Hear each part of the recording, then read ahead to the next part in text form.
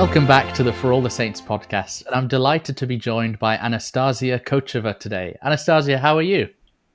I'm good. We're I'm excited excited. today.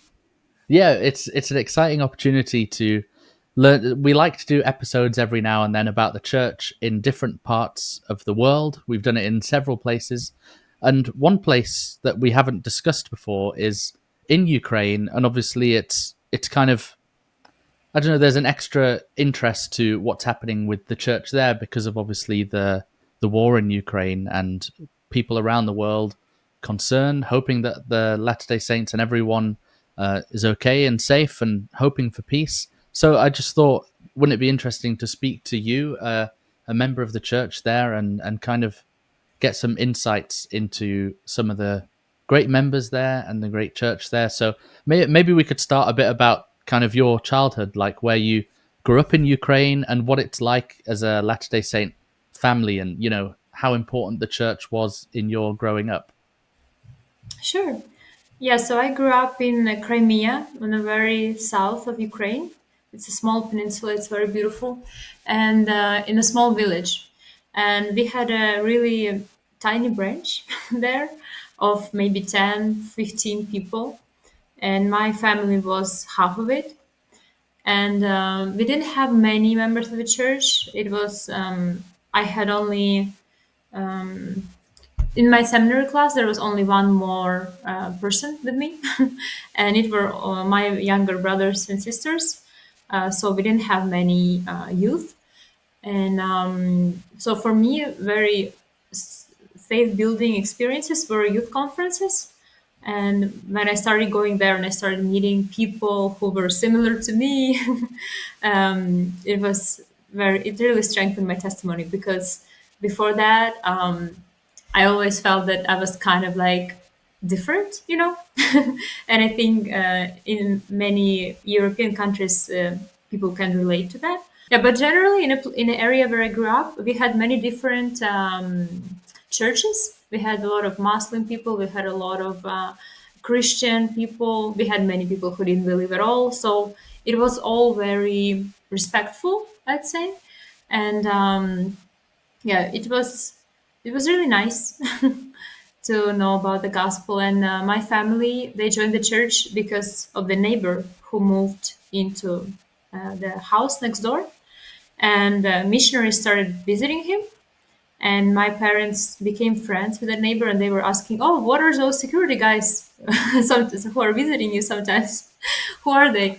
And he was like, yeah. And he was just a really good friend in the beginning. He would help with the yard work and everything.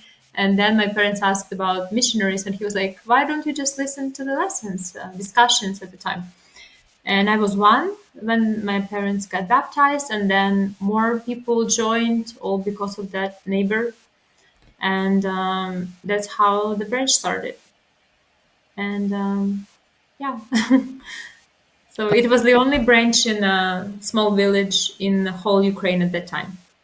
So it Right. was kind of special. Hmm. Oh yeah, that's great. I definitely agree with you too that as someone who is European as well, maybe it's in other places or other continents as well, but for me too, it was very much you go to the youth conferences and they play a really huge part in getting and growing your testimony, meeting other people outside of school and college who share your beliefs, because you're usually the only one in your kind of educational area or work who's a member of the church. So those youth conferences are so important. So it's cool to hear that was the same for you. But was your branch small because it was in a village? Like what was the presence of the church like in Ukraine? Like members, branches, wards, and states, etc.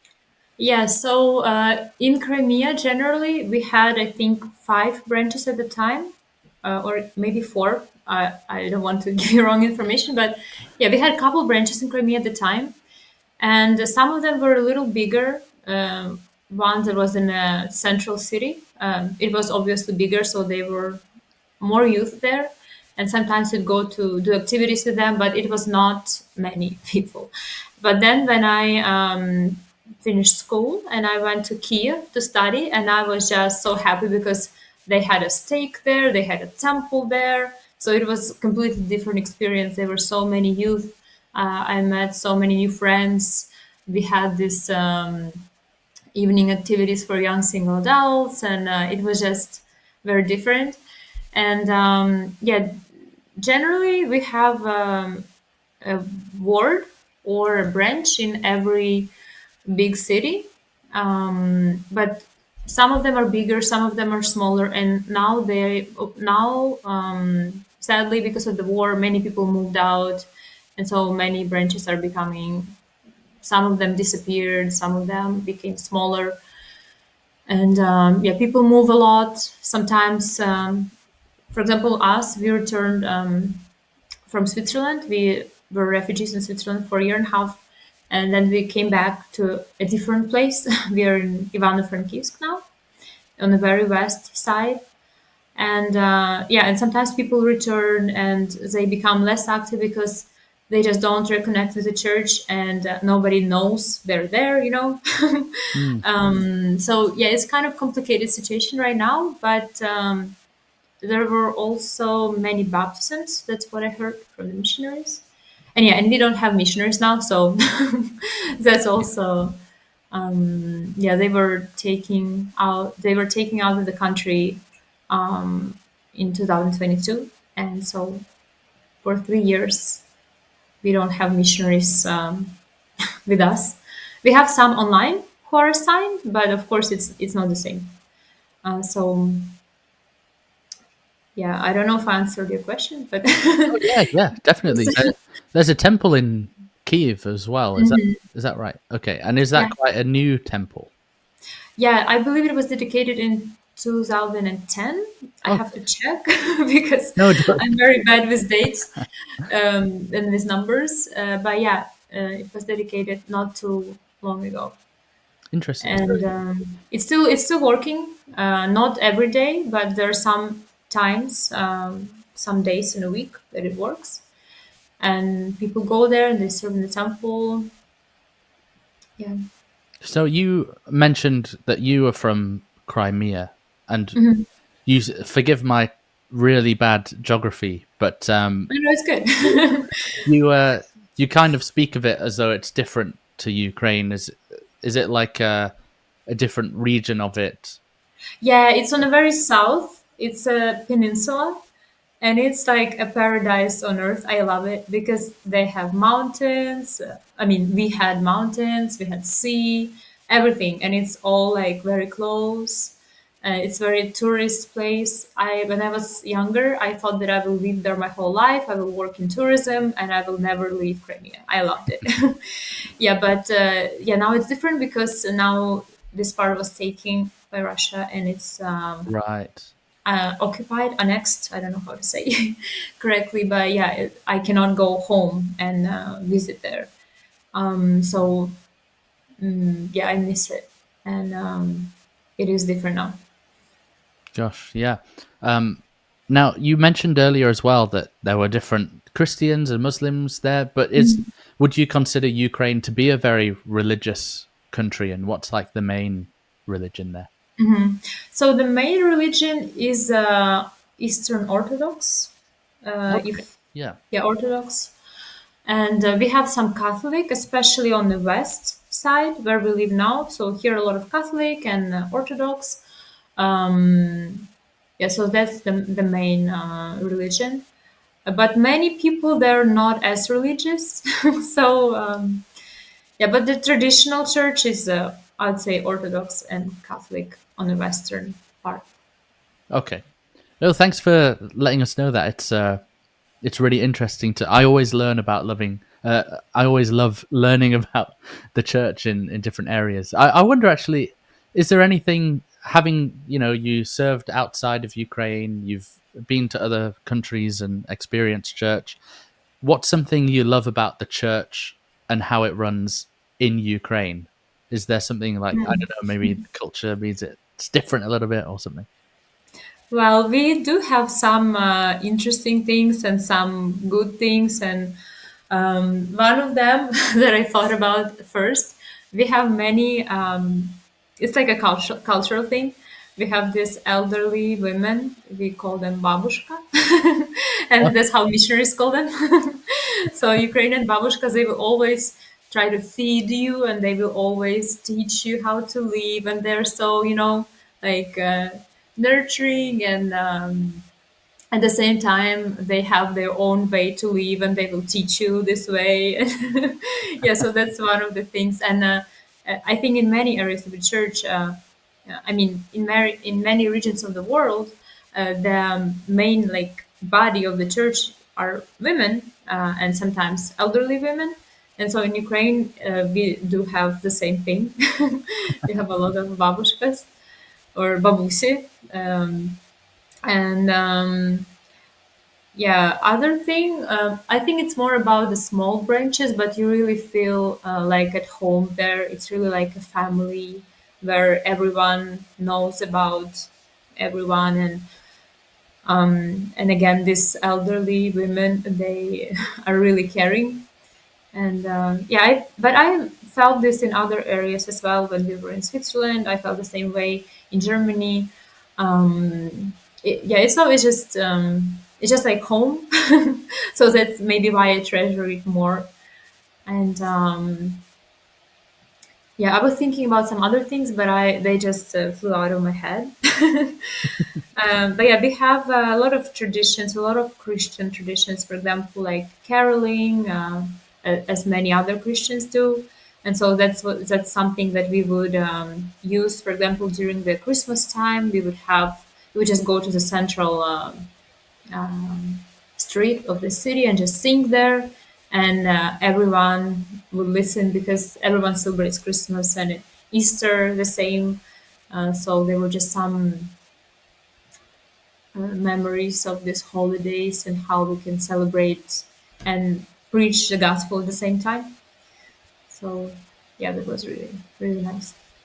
I love that. I can't remember the last time I went caroling at Christmas. I need to bring back caroling in England. We need to do it more. But that's those things are really interesting. I love that wherever you go in the church, there is that homely feel. But it's like different aspects of it make it homely in different places. So it's interesting to hear that about the babushka. That was really cool to learn about. Yeah, that's how missionaries call them. That's why I recall this word. But yeah. No, I love that. And okay, I'm going to ask you this as well: is what's your favorite Ukrainian food? There are just so many. um, for right now, I really love syrniki. It's like muffins from cottage cheese, and we Oh, eat everything with sour cream. So if you wow! eat anything in Ukraine, you just put sour cream in it, and you'll be good. So a cottage cheese muffin with sour cream. Yeah, it's not exactly muffin. It's like a pancake because you fry it, but it's more thick, and so that's why I call it muffin. But yeah, and you put raisins in there, and you can put anything in there, and you eat it with sour cream. It's really good. How interesting! I'm going to put an image up for everyone watching on YouTube so they can see what it looks like. Okay. But I don't know what it looks like yet, so I'm gonna be very interested to go and look at it after. Sure. Now, I can send you the recipe so you can try it, but yes, you have to use the right type of cottage cheese to in order for it to be good. right. Well, that'll be good after the gym because cottage cheese is very good for protein. Yeah, Uh, a lot of protein. now, Yeah. a big thing, obviously, in recent years that's shaken the church in Ukraine is the Russian invasion, and obviously, I assume that it's massive news in America where a lot of our listeners are, but obviously, it was really big in the UK too. We were hearing so much about it, and we still do. I wonder, revisiting that moment when the invasion began, could you tell us where you were and how you first heard about it and how you felt at the time? Yeah, I was very scared, and I was in a hospital, and I just had my son. Oh This wow! story, yeah, this story was actually shared. a general conference, I believe, because some of Really? the yeah, someone reached out to me and asked me to share my experience, and I did. And then I heard it at a general conference, and I was like, oh wow, Wow. didn't expect that, didn't see that coming, you know. But yeah, I was at the hospital. It was the second night after I had my first son. I have two children now, and or maybe you don't know because probably you're not a woman who had a child, but you can imagine, or listeners can imagine, that it's a very fragile state when you just really need some quiet and some peace. And that night, when the war started, I remember that my son, he didn't sleep very well. He was crying, and yeah, he had this like crisis of he didn't like being outside. He was also born 2 weeks early, and it was kind of a surprise. We were in Kiev. We were not supposed to be there. We lived in a different city at the time, and but he decided to be born a little earlier, and I see a really hand of God in this, because if he would be born on time, it would be during the war already, which would be more stressful, and maybe there would be more complications. I don't know, but he was born just 2 days before, and I'm very grateful for that.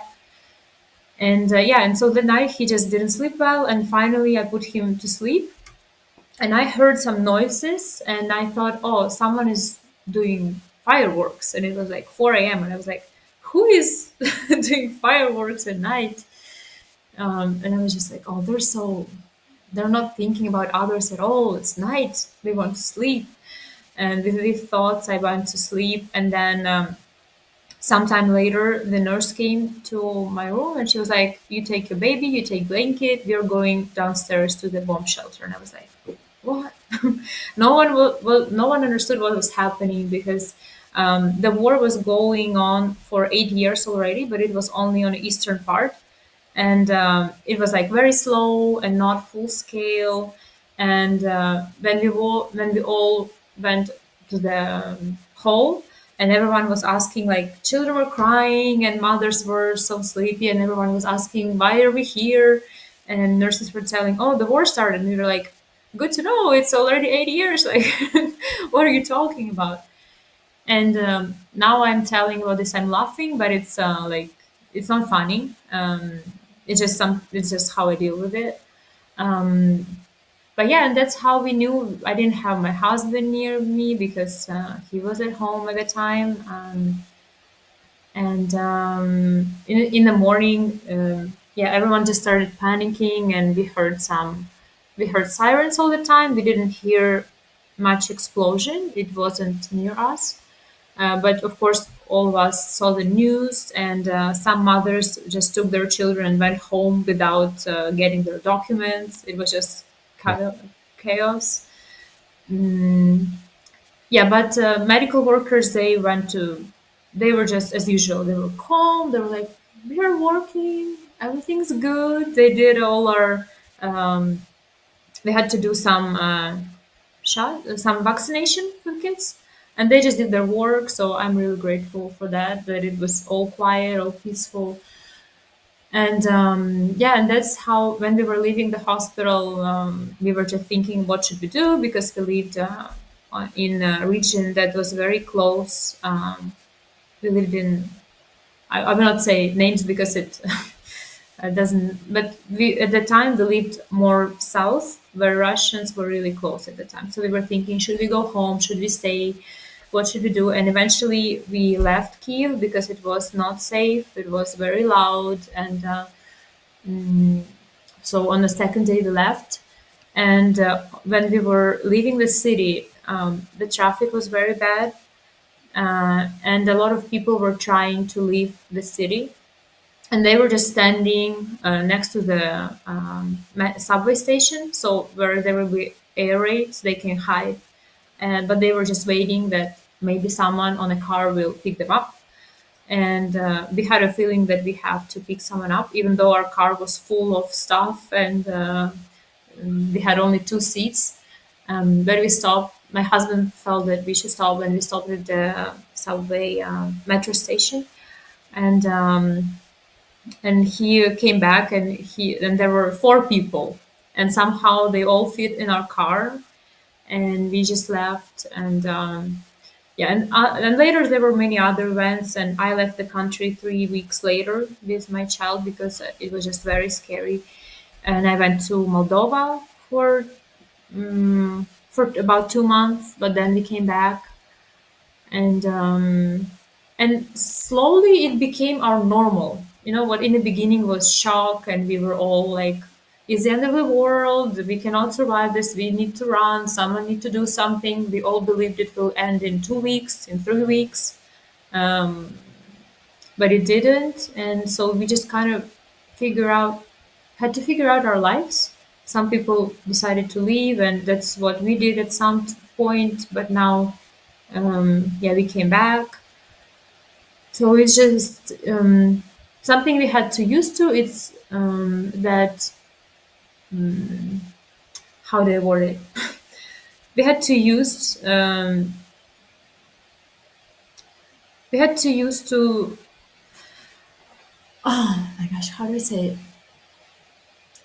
Yeah, we got used to the feeling of unsafety, physical unsafety. I mean, but of course, as a believer, in the very beginning, when it was very scary, we prayed and we felt that it will be all right. When my son was blessed, he received his baby blessing, he was told that he will grow up, he will serve a mission, he will serve in church, he will have a family. And for me, that was, oh, okay, he will survive, you know? That's what it was for me. And we also just prayed and we thought, okay, if we die, what happens? We go to God. You know, it sounds scary, but when you think about all the options and you just really put it in the Lord's hands, and you just pray every day to make the best decisions for your family, for your children. For us coming back to Ukraine, we came back 2 months ago. It was very scary, and you really have to trust God in every step, and ask for protection. But you just get used to it, and you just live, and people live lives. They go to church, they go to school, they do their birthday parties. Um, it's just something like that. Gosh, well. Firstly, I'm so sorry you had to go through that. It just sounds so frightening, and especially with a newborn. My daughter was born 4.5 months ago, so I'm. Although I didn't give birth to her, I Yeah, was but you understand. I You understand, and it's fresh in my mind just how how nervous you are anyway without anything bad going on. So I just feel for you so much. But thank you for sharing your story. It's really inspiring, and it's inspiring to see how your faith helped you in those moments as well to bring you peace. I can't believe also that it only happened a few years ago. It's so recent as well, and crazy that things like this are happening in our time as well. It's really sad to think about it. Um, when you were talking about people relocating, say take the church members that you knew, for example, were most people leaving, or was it kind of 50-50 split of people staying and people going and seeking refuge? Yeah, it depended on the region because the more east people lived, the more dangerous it was and still is. Because, for example, when you have the air raid, when you're on the west, you have some time to hide. When you live on the east, you have no time. And uh, people with children, they were leaving. Um, they were the first one to leave, and so yeah, I'd say more people left from the east, and some of them were relocated to the western parts, and later they went outside of the country. So it is very different according to geography. But from my friends, for example, a lot of people have left. Maybe I don't know in percentage. And mostly of them there are people with kids or women because men cannot officially leave. Well, some of them do illegally, but it's harder, it's more expensive, and yeah, you can, if you're a man, you can leave only if you are not, you cannot serve in the military anymore because they were wounded or something. Or if you have three or more kids. So a lot of church members were able to leave because they have big families, and The benefit. that was a blessing, really, to bring their kids to safety. You know. Absolutely. So your journey, you said you went to Moldova, um, and then you said you were in Switzerland and Germany at some point as well. What Yeah, so in the beginning, I went to Moldova for 2 months. I thought it will be, I'll just have to wait, and in 2 weeks, I come back, you know. But then we realized it's not going to happen, and I made a decision with my husband that we should come back. And we returned, me and my son. And at that time, my husband could not leave the country, so we just lived. We lived in Odessa, we lived in Kiev, we moved to Kiev, and then he went to the military. He was injured, and then he was able to leave the country. And he also had to figure out his new where to move next in life because he almost lost his sight. And we used this opportunity to go to Switzerland. We thought maybe he can something can be done with his eyes, but sadly it was not possible. And yeah, we tried to live there, and we were happy that we can our kids can be safe there and everything. It was very good experience with the church because we had a really good support system, and because of the members of the church there, we were able to get an apartment faster, and yeah, and I'm very grateful for that. But we always felt that we have to come back. Even when we were leaving, we thought, oh, it's only for like it's only for the winter, so we can survive all the blackouts and when we don't have electricity and power and water sometimes. But then we stayed there for a year and a half, and we felt that we should go back. So we just chose the most safe place that we we prayed about, we thought about it, and we were like, okay, so we just go here. So yeah, we were in Ukraine and outside of Ukraine.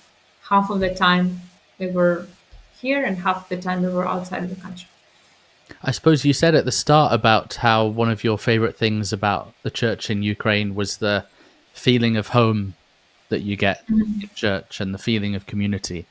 And I suppose that's because, like I said before, wherever you go in the world, church is something that almost stays the same. So, did you find that when you were feeling uncertain, you were feeling unsafe, but wherever you went and all these new places that you had to move to, the church did it have that same feeling of home for you? Like I'm away from my home. I'd love to go back. I feel like I should go back, but at least I have the church here and the members that bring a sense of like normality and home. Did you find that? Yeah, absolutely, of course.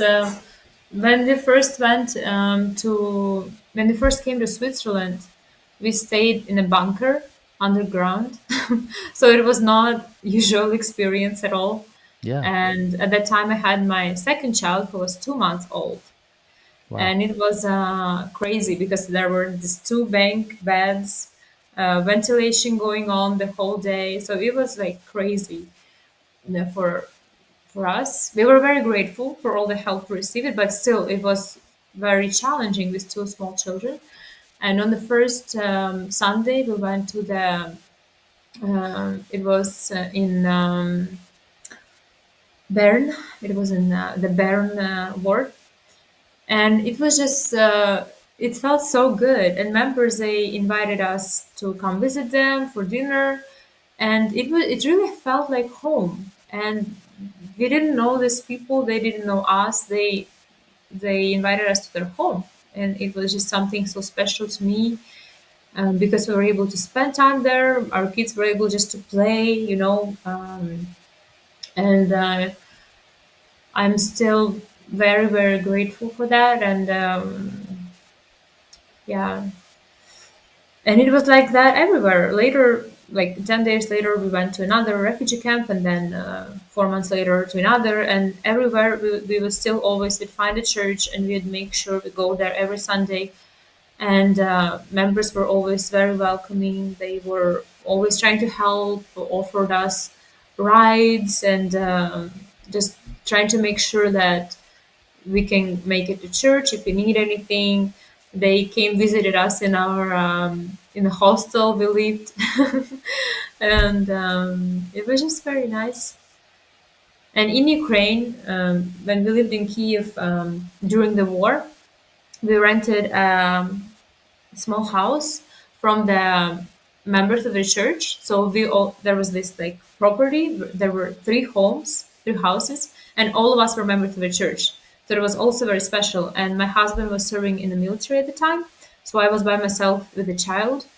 And I just knew that if something happens, like the electricity goes off or something, I have this neighbor who is a quorum president, and he will go and do the things that need to be done. So I have electricity. We have this I don't know in English, but the thing that you put gasoline in and it gives you electricity.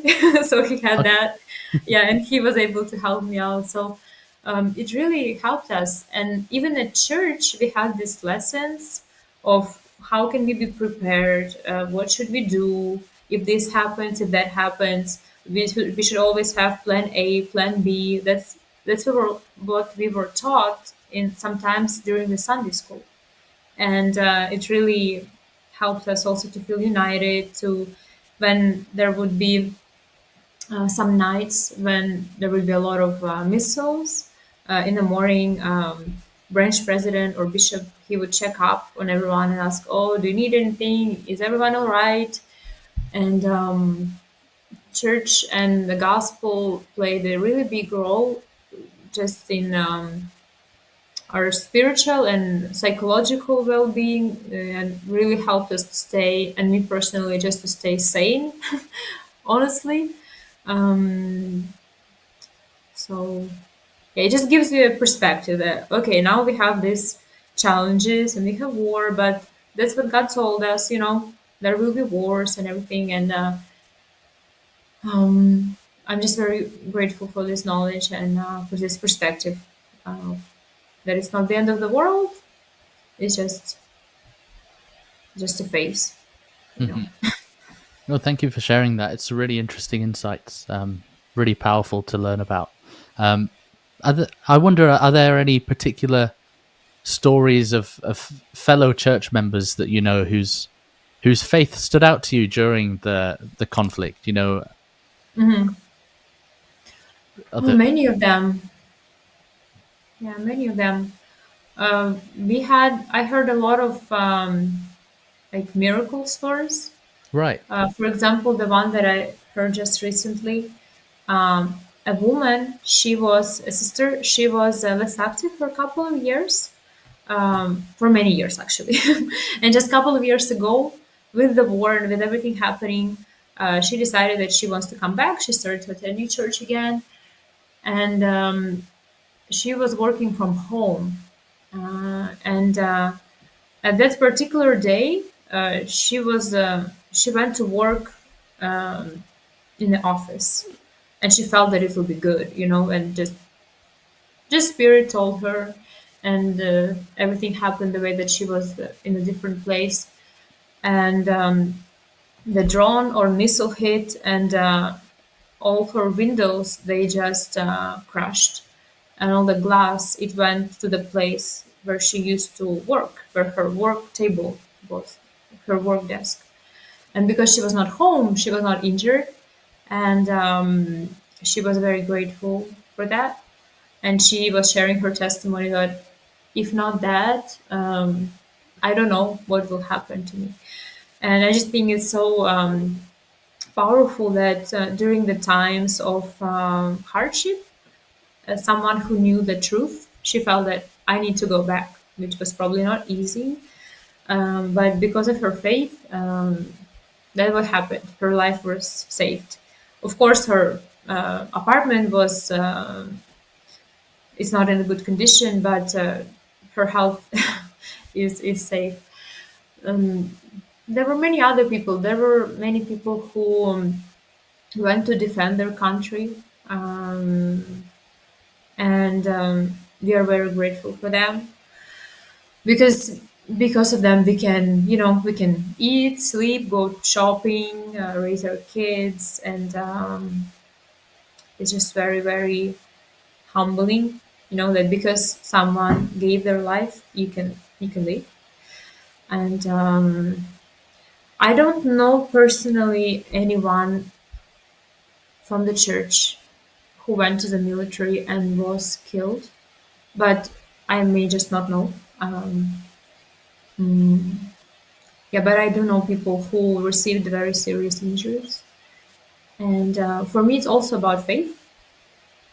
And probably I was telling about my husband before, but it is a good time to talk about him again because he was one of those examples who he didn't serve in the military before. He didn't have military experience, but he felt that he should go. And it's interesting because a couple months before that, I started having this impression that he will go and somehow it will be good for our family. And it was just weird to me because I thought he never had this experience. He has a 4 month old baby and me who cannot work. So I thought, okay, I just will not tell him anything because if that's from God, God will tell him, right? And so a couple months later, that's what he came to me and he was like, I feel that I have to go and serve in the military. And I was able to accept it because that's what God told me already. And that was a surprise for him because he was expecting me to say, no, no, no, you don't do this. And yeah, that was a big example of faith for me. And yeah, just many, many other people who volunteered, who I know a sister, I mean, a young woman. She lived in the States. She was married there, and when the war started, she returned back to just volunteer to just um, make meals and a lot of wards on the western part of Ukraine.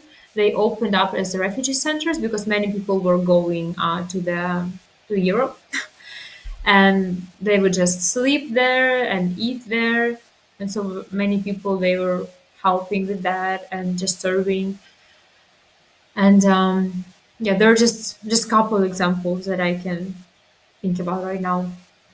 But They're yeah, there were many, many people who serve and who show their faith.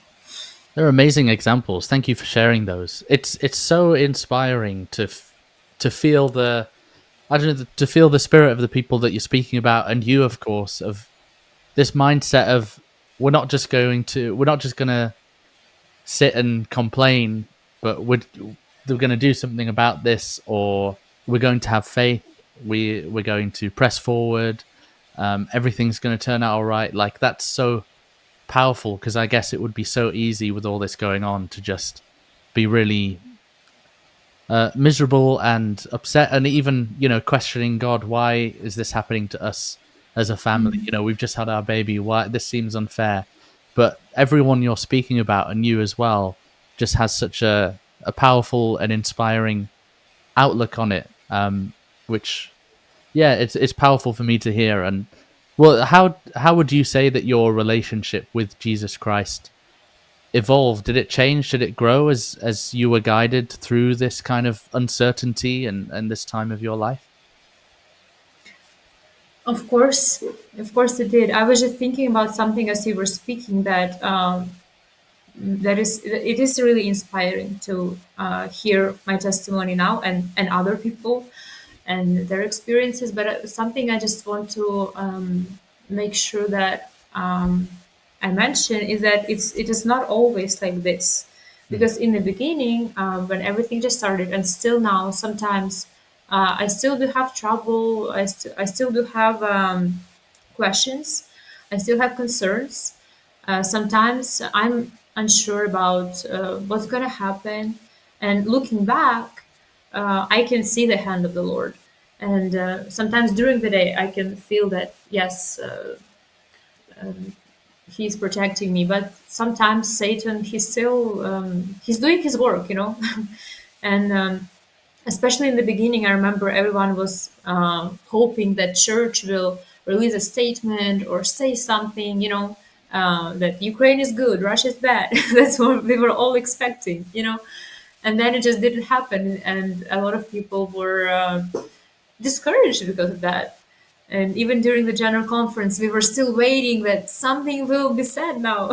But yeah, we had to learn that that's not the mission of the church, to say things like that, because there are so many conflicts around the world, and that's just not what church does. And what we do is we really try to turn to our Savior and to share it with everyone, so we can really find peace in Christ.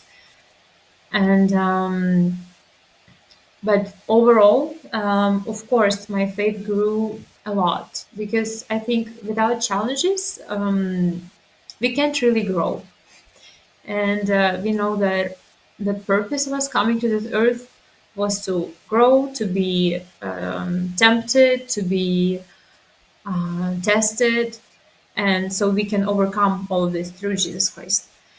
And I imagine that, oh, if I had the life I pictured for myself, if I'd live in my hometown my whole life, or I would not have any trials, and I wouldn't have had this war in my life. Probably it will be peaceful and nice, but would I come to the Savior as close as I now? I'm sure that not. Of course, God will give me other opportunities, because there are many people who are very close to the Savior and who don't have to experience this kind of things. So I'm sure He will give me other opportunities.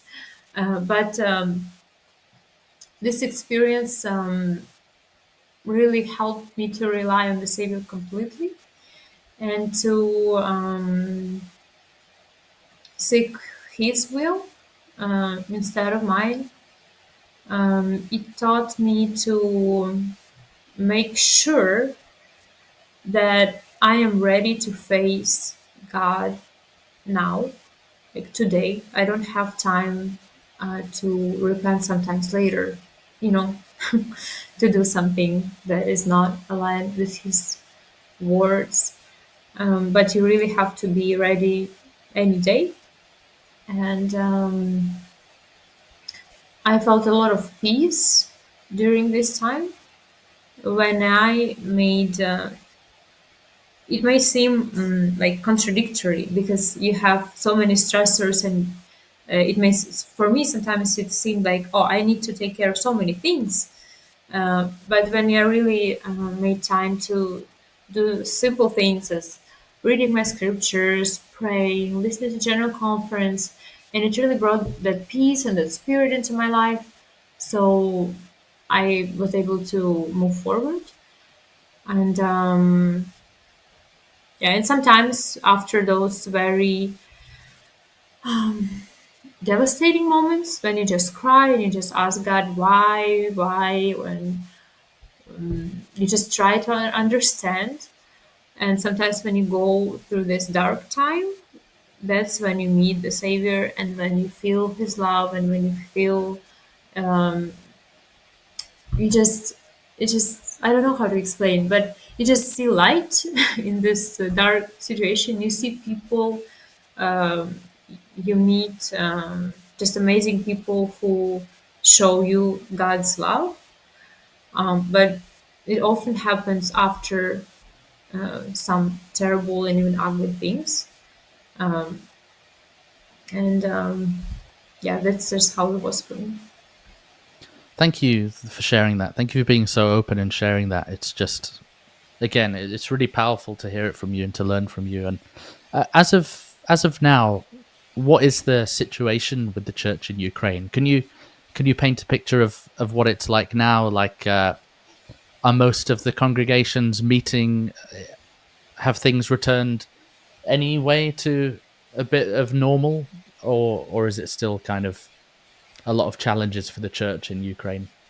Yeah, so most congregations they started meeting in the chapels because in the beginning it was online and it was also after COVID. So So everyone's used to being online a bit more. yeah, yeah, and so yeah, now it's more in person, but still they are some of the branches they still do online services, so more people can join. Okay. And of course, many people left the country, and the number of the wards and branches it went a little down. Because, for example, in Lugansk, Donetsk region, where there's a war zone, obviously there cannot be church. Hmm. And yeah, but overall, I'd say that people do the best they can, and especially here in Ivano-Frankivsk, when we returned from abroad, we felt that these strong people they were holding this branch and staying strong, and yeah, they're very very strong people here with very who are very determined. And of course, I can speak only for myself because I was only in Kiev. Not only I was in Kiev, I was in Odessa during war, and here in Ivano-Frankivsk. And in all of these places, there were changes. Of course, many people left, but some stayed, and they continue. Are many members like yourself returning? Have a lot of people come back to Ukraine, or is it still kind of the people that left have kind of stayed where they've gone? Not many people are returning. Okay. Oh, my son came to me. So, not too many people are coming back, but some do. Some still leave, and so it's hard to say because it always changes. Um, but yeah, people do come back. Not all of them, but some of them do. It's been so interesting to learn from you about the church in Ukraine and your own experiences. And I guess, like as we wrap up this interview, you've been amazing, and I'm so appreciative of your time. I'm just wondering, you've got the eyes and ears of many members of the church around the world who'll be watching. Our biggest audiences are in America and in the Philippines, obviously in the UK and like Australia. So you've got people around the world who, after listening to this, will obviously feel inspired to. I would love to hear kind of your your message to them, and you know what what your biggest takeaway from this is, and do you see hope for the church in Ukraine despite what's going on for the moment? Oh wow, that's That's a such a huge good question. question, and I feel it all a lot of responsibility right now. Well, to all the members of the church who pray for us and who supported us in any way, I just want to say big thank you because I know that a lot of people are praying for us and they are just thinking about us. Many people helped us in many different ways. So I'm just going to say thank you because I know that everyone has their lives and sometimes you just get tired of the news and can you hear my daughter screaming on the background? Maybe I can just take her 1 second. Yeah, so to all the people who think of us, thank you for your prayers. I really felt it. Um, I have because I serve in Temple Square. I have so many people that I know around the world, and I know that they still are praying for me, and they sometimes are checking up with me, and that means a lot. That really we are not alone. That there is help. So many people from America they reached out and they were like, "Oh, just come to us," and, you know, and from not only from America, from Germany, from different places, really. And that was very very special to feel that our faith it's not only in words, but it's in action. And they were just so ready. They just said, "Oh, I have this small apartment. Just come and live with me," you know. So, okay, so yeah, I'm very grateful for everything that was sent our way, every prayer and anything really. And I just want to share my testimony that God really uses people to help others. And I really felt that a lot of people around the world, they were His hands as they were sending humanitarian aid, volunteering, coming to Ukraine to be a volunteer, going out on the streets and along with Ukrainians and holding Ukrainian flags and reminding their governments that the war that is happening is still going. And I just really appreciate that.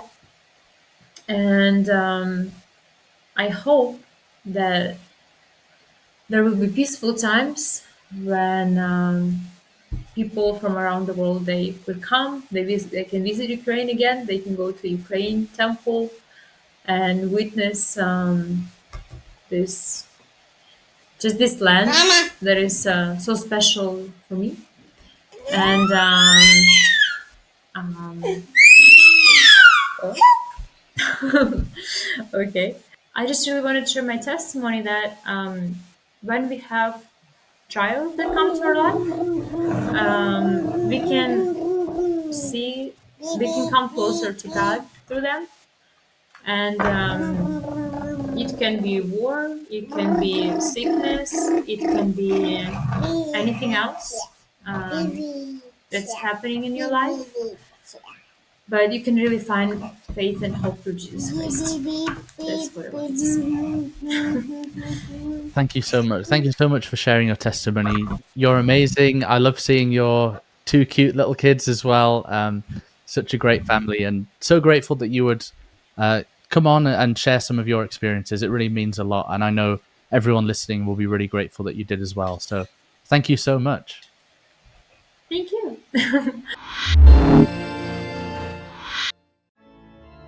Thanks for watching For All the Saints. This show needs your help to grow. Please like the video, comment your thoughts, subscribe to the channel, and share this with someone you think would enjoy it. Thank you.